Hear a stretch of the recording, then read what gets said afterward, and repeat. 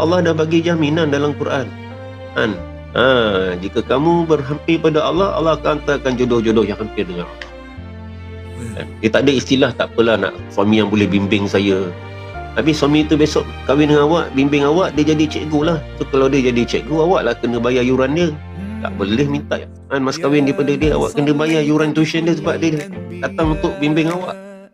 Sepatutnya kita dah ada pegangan agama, kahwin dengan suami ada pegangan agama, baru rumah tangga tu jadi combination. Waktu kahwin tu lah nak bimbing awak, nak bimbing anak, mana satu nak buat ni?